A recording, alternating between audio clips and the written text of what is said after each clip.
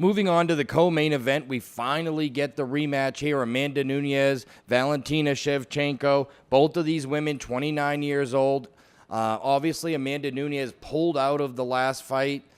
She got ill after having a really bad weight cut the next day. And it's what's really interesting to me, and if you're going to make money long-term in sports betting, you have to find inherent value. And the fact that the first fight closed at Nunes minus 125, she pulls out. They scheduled the fight for 2 months later, and now it's Shevchenko minus 125 means to me that there's probably inherent value on Amanda Nunes. What's changed in 2 months? Yes, people dislike Amanda Nunes more than they did before because she pulled out on fight night, because she made excuses, because Dana White threw her under the bus a little bit, saying, look, a lot of it was mental. She could have fought. She just wasn't 100%. A lot of fighters fight at less than 100%. Well, Amanda Nunes chose not to fight at 100%, but it doesn't mean she's not going to be 100% for this fight. And what we've seen is when Amanda Nunes is 100%, she is a devastating striker. 13 out of her 14 wins by way of finish. That is a 93% finish rate for Amanda Nunes. Coincidentally, the only win on her resume in her entire career that she actually went to the scorecards to was against Valentina Shevchenko.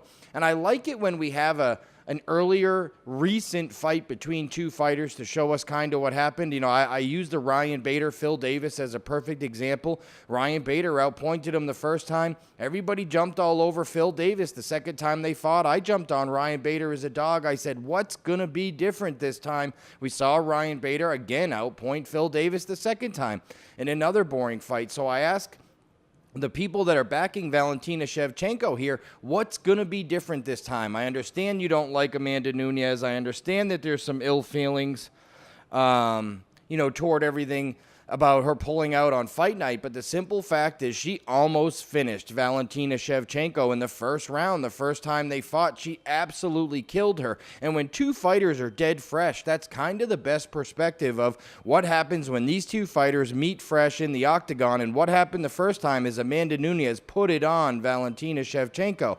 Understandably, Nunes did fade later in that fight and Shevchenko came on, but that doesn't also guarantee that Nunes will fade again. And getting beat up in the octagon early to make your opponent fade, this isn't boxing. That's not always the best strategy. I'm definitely all over Amanda Nunes here. I do have a bet on her already. I may bet her again, especially if I continue to get plus money.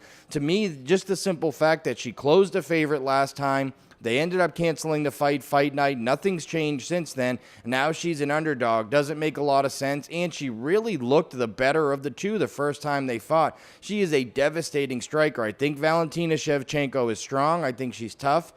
I think if she can make it out of those first 2 rounds, then it is possible that this fight ends up being close on the scorecards. But one thing to consider, as we've had some, fighters die in MMA octagon, or not octagons, but MMA rings or cages around the world. We've had some boxers die from injuries this year. And what we're seeing, and we saw it in the Mayweather-McGregor fight, referees are a little bit quicker to stop fights than they were a couple years ago. Fighter safety, a big issue. Conor McGregor never went down in that fight when it got stopped. So don't be surprised if Amanda Nunes comes out and blitzes Valentina Shevchenko early like she did in the first fight. Maybe this time she actually gets the stoppage. Only one way to look here, I think. All the value on the champion, Amanda Nunes.